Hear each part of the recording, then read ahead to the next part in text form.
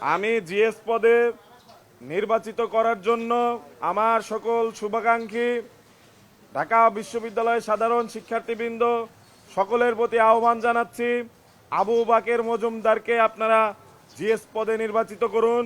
আবু বাকের মজুমদারের বিজয়ী মাহিন সরকারের বিজয় বলে সূচিত হবে ইনশাআল্লাহ। গণ অভ্যুত্থানের শক্তিসমূহের মধ্যে ঐক্য প্রয়োজন। সেই জায়গা থেকে আমি মনে করছি ঢাকা বিশ্ববিদ্যালয় কেন্দ্রীয় ছাত্র সংসদ নির্বাচনে যদি গণ অভ্যুত্থানের সামনের সারির নেতৃত্ব নির্বাচিত হতে পারে, তাহলে যে কারো চাইতে ঢাকা বিশ্ববিদ্যালয় শিক্ষার্থীদের প্রতি তারা বেশি দায়বদ্ধতা অনুভব করবে। কেননা যাদের ইতোপূর্বে ঢাকা বিশ্ববিদ্যালয় শিক্ষার্থীদের স্বার্থে লড়াই সংগ্রাম রয়েছে, তারাই ঢাকা বিশ্ববিদ্যালয় শিক্ষার্থীদের পরিশ্রমের মর্ম বুঝবে এবং তাদের জন্য অধিকতর কাজ করবে। সেই জায়গা থেকে আমার মনে হচ্ছে আবু বাকের মজুমদার গণ অভ্যুত্থানের একজন অগ্রসেনানী, আমার স্নেহধন্য ছোট ভাই। সে যদি জিএস পদে নির্বাচিত হতে পারে, সেটি আমার বিজয় বলে সূচিত হবে।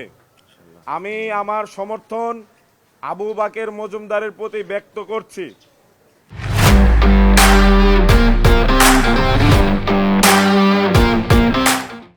আমি জিএস পদে নির্বাচিত করার জন্য আমার সকল শুভাকাঙ্ক্ষী ঢাকা বিশ্ববিদ্যালয়ের সাধারণ শিক্ষার্থীবৃন্দ সকলের প্রতি আহ্বান জানাচ্ছি, আবু বাকের মজুমদারকে আপনারা জিএস পদে নির্বাচিত করুন। আবু বাকের মজুমদারের বিজয়ী মাহিন সরকারের বিজয় বলে সূচিত হবে ইনশাআল্লাহ। যেহেতু এখন পর্যন্ত প্রার্থিতা প্রত্যাহারের কোনো সুযোগ নেই, সেহেতু প্রার্থীর তালিকায় মাহিন সরকারের নাম থাকবে। কিন্তু যারা আমাকে সমর্থন করেছেন, যারা আমার শুভাকাঙ্ক্ষী, প্রত্যেকের উদ্দেশ্যে আমি বলছি আবু বাকের মজুমদারের বিজয়ী মাহিন সরকারের বিজয় বলে সূচিত হবে।